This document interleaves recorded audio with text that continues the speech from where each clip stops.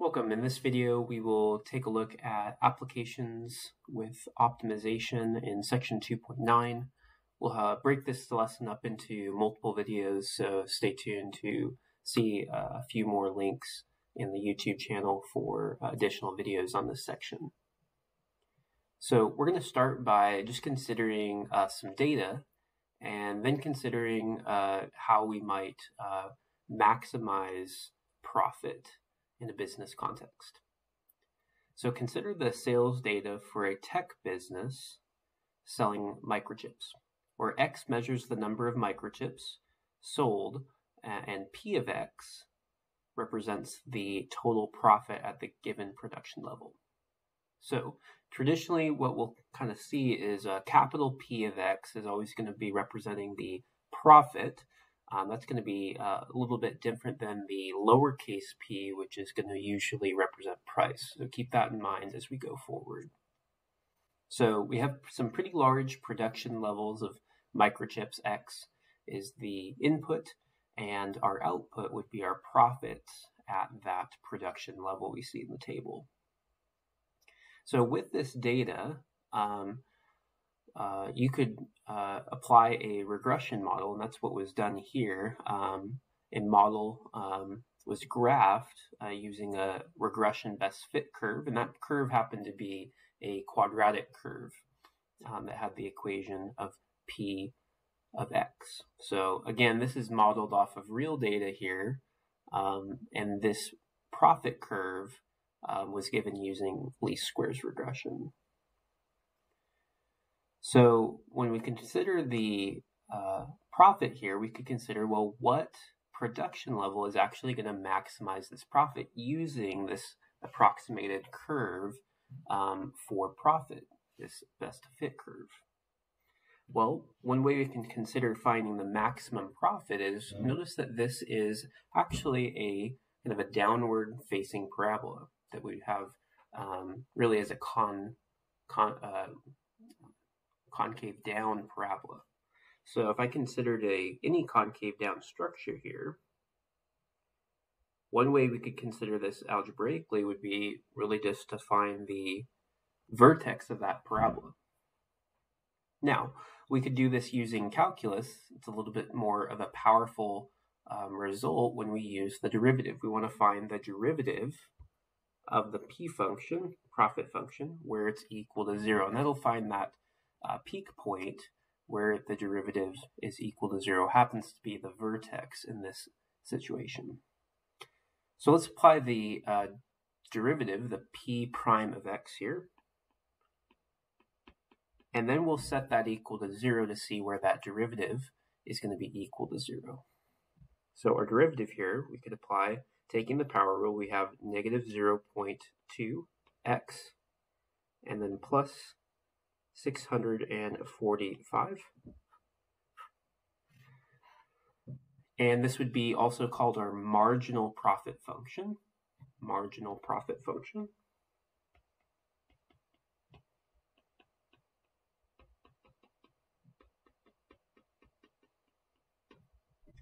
And we'd like to know where, again, we're maximized. So we could set that marginal profit function set equal to 0.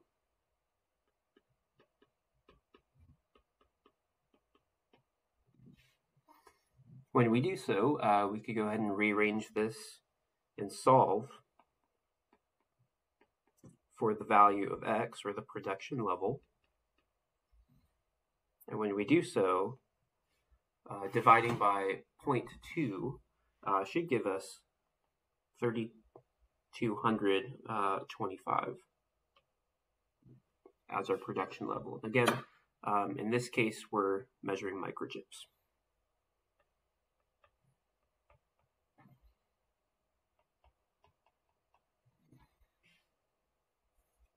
We also want to consider, well, what is that maximum profit? So that's that second part of the function. What is the maximum profit?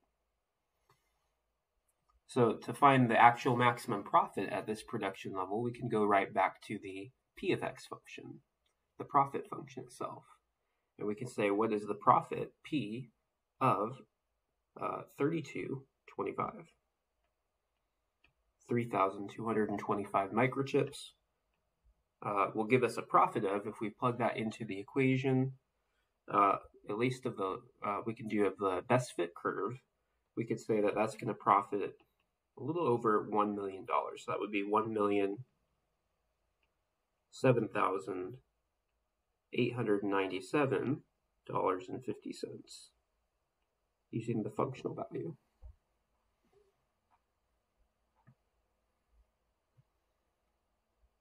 That's just an introduction with our maximizing of profit. Let's go ahead and continue with this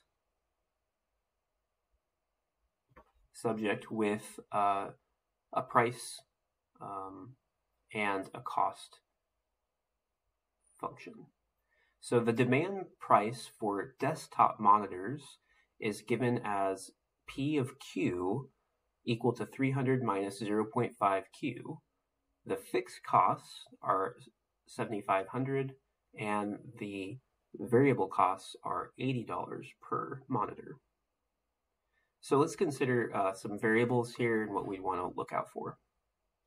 So the first thing to see is we have the price function, that's that little p function, which is dependent on Q. And when we look at Q, Q usually is we're going to represent the quantity.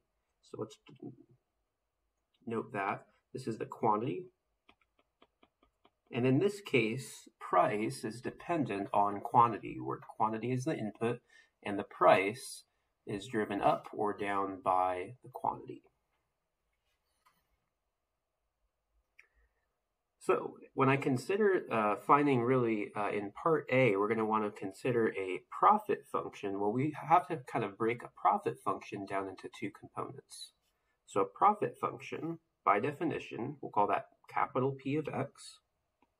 And in this case, since our dependent variable is going to be Q, it's going to be based on the quantity Q instead of a quantity X. So let's do that as a quantity Q here.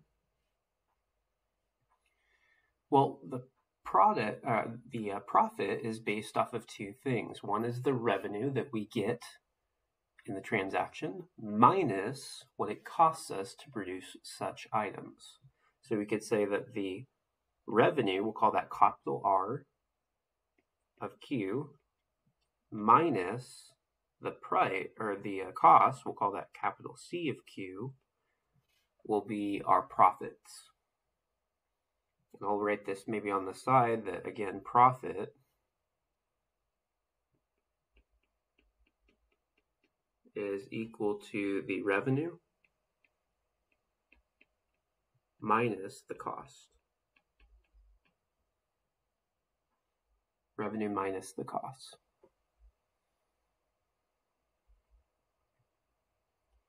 So let's go ahead and define, well, what is the revenue and what is the cost?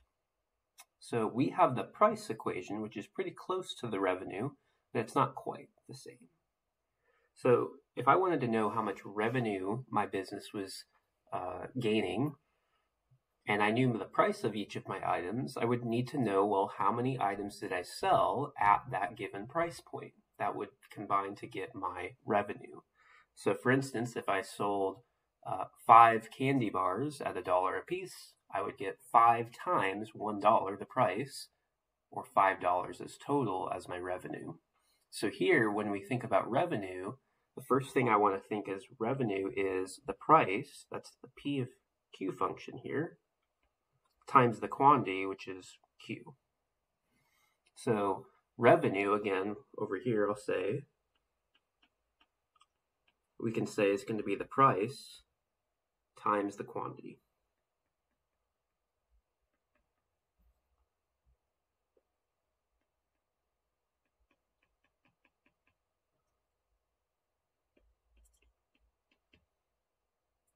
So a few relationships that will be very helpful for us. So profit is revenue minus cost, and revenue we can say is price times quantity. Okay, in this case, they tell us that the cost, the fixed cost we have is 7,500, and we have a variable cost per monitor of $80. dollars. So in other words, we could say that the cost function, we'll just kind of jot this over here separately. The cost function here looks like it's going to have to be fixed cost of $7,500 and then variable cost of $80 per monitor. So that would be 80 times the quantity, which is called Q. So there's my cost function in terms of the quantity.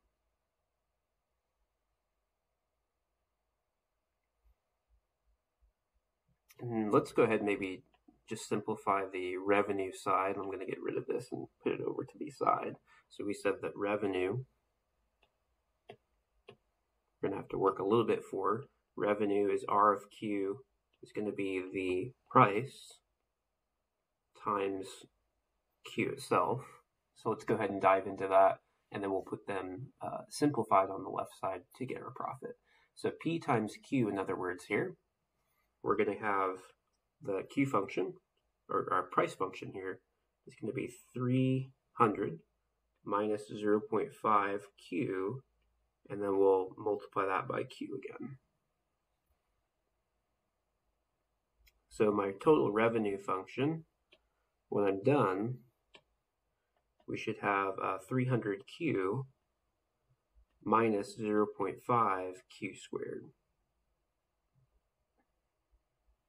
So those are my two functions that I want to consider. We have the revenue function,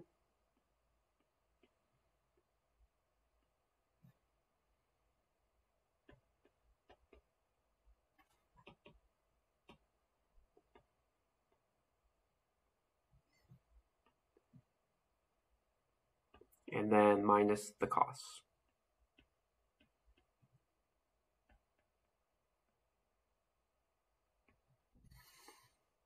Okay, so we're pretty close to the profit function here. So let's go ahead and, if we distribute this negative sign, we can go ahead and try to add like terms to get our final profit function. Looks like we'll still have, to put these terms in order, we'll have 0.5 Q squared at the beginning. We'll have a 300 Q, and then we'll subtract that 80 Q. So we'll have plus 220 positive times Q. And then the subtraction will just subtract our constant as well to account for the 7,500. So subtract 7,500. And there is our profit function. So we want to label that P of Q. There is our profit function. Again, the output to this would be in dollars for whatever quantity we have. Another thing that we want to consider here specifically for this question is just to think about, well, what is maybe a domain on which this function might make sense. So this might be helpful to maybe just take a look at a graph and consider what are some of the possible values. Certainly, we could sell 0 monitors and as many as we want, but maybe what kind of makes sense in terms of a business calculation here. Certainly, Q can't be less than 0. That would be a pretty bad situation, or like not possible in this case, because we're counting physical quantities. If we take a look at the graph, let's just take a look at this profit function. I have this graphed on Desmos to take a look at. It's this red graph here. It's a downward facing parabola. We will look at the maximum of this profit in a little bit, but we'll see here, notice that where we start making a profit is really at about 37, maybe 38. We'll kind of reach a profit for these monitors. So certainly we could sell less than 37 of these. That's possible, but we're still not getting a profit until we sold our 38th monitor. And it looks like based on the cost level here, it wouldn't make sense for us to go over maybe 402 monitors for this business model. The prices for maybe manufacturing would catch up to us. So certainly I guess what would make sense here, certainly we don't want to have a losing or a business that does not make money. So certainly we'd like to be within this range if we can. But practically speaking, we could actually have Q, or the quantity of monitors here, just be greater than 0. So we'll just have that for now. But just know that kind of we could make a profit in that range. Actually, Q needs to be greater than 0. Sorry about that. Q greater than 0. That makes a little more sense.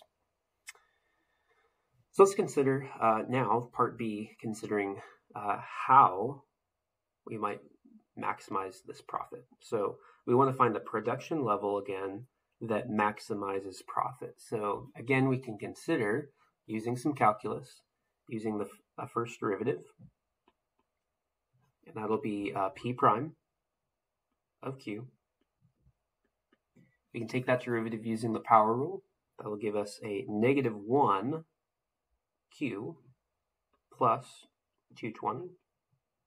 And it looks like if we set this equal to 0, the only value here that's going to give us a valid result is really 220 for Q.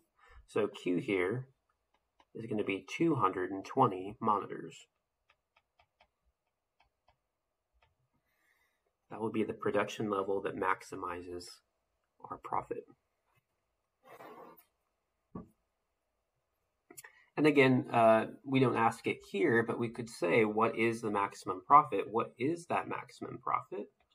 And again, we could go ahead and look at the P function, capital P that is, profit function at 220. And if we evaluate that P function, again, that's what we found in part A, we can consider that evaluated. You'll find that to be about 16,700 if we evaluate the profit function there. So that would be the profit from 220 monitors.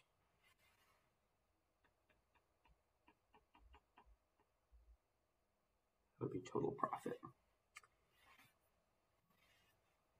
Another thing we might be interested in is here part C says find the average profit earned for the first 200 monitors sold. So we want average profit here. And so when we consider average profit, another term we've had here is P bar of Q would be the average profit. And this would be defined as the total profit at some value, Q, divided by that number of quantity. So in this case, we just want that quantity here to be 200. So we'll state this as P bar of 200 will be the profit at 200 divided by 200 items. So if we look at the profit from 200 items, again, evaluating this at the P of Q quantity, you can take a moment to do that. If you do that into your calculator, you could find that this quantity is going to be right at 16,500, and then divided by those first 200 items, we can say in conclusion that the first 200 items will profit us $82.50 per monitor. So there will be a $82.50 profit per monitor on average for the first 200 monitors sold.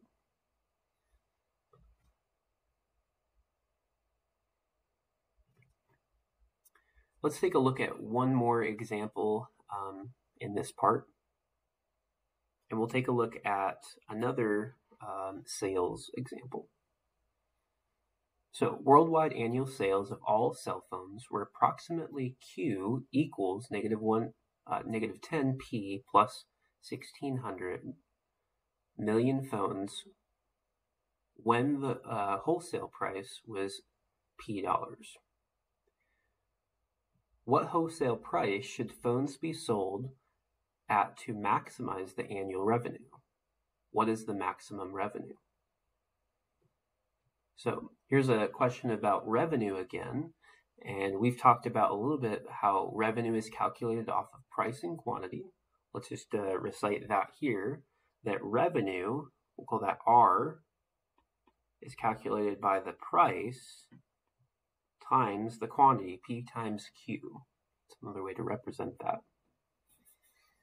So if I consider R equaling price times quantity, the revenue, I could now represent this specific revenue function here. We have quantity here as a function of price in this case. So we can say the price we'll leave as P. The quantity Q we represent as the quantity, -10 times the price plus 1,600. We can do some distribution here to find R.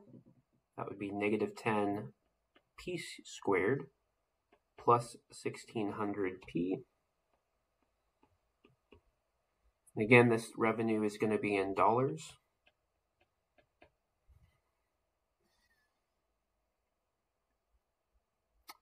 And again, we'd like to maximize this revenue function. So we could go ahead and maximize this by, again, taking its derivative. We'll call that R prime in this case.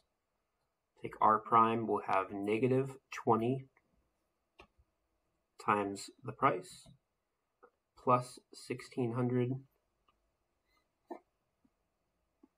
Set this equal to 0 because we want to know where this function has a tangent slope of 0.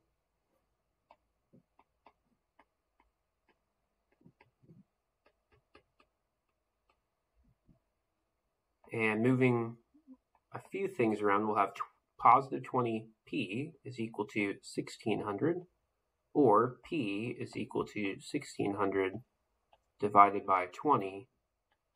We'll make that to be 80. And that's in dollars because this is measuring our price. So this is dollars per cell phone.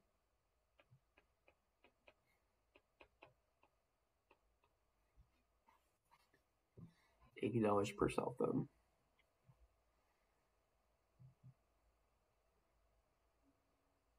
So this would be good for our first part. Now we actually want to go again and find what is that maximum revenue.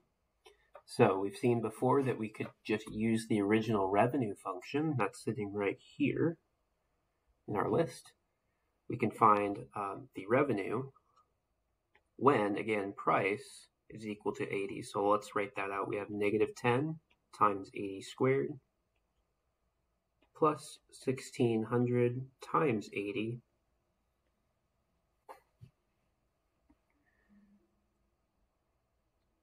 we can take this down just a little bit and say we'll have 6,400 times -10, so that'll be -64,000.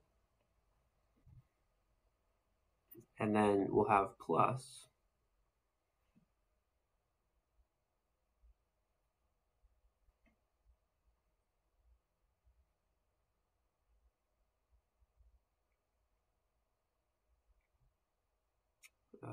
let's see, 128,000 on the other side. There we go. And revenue here we can say is going to be $64,000 for that price point. So $64,000 will be our revenue at our price point of $80 per cell phone. That will maximize our revenue.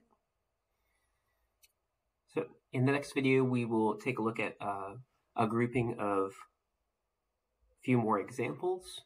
Look forward to seeing you in the next video.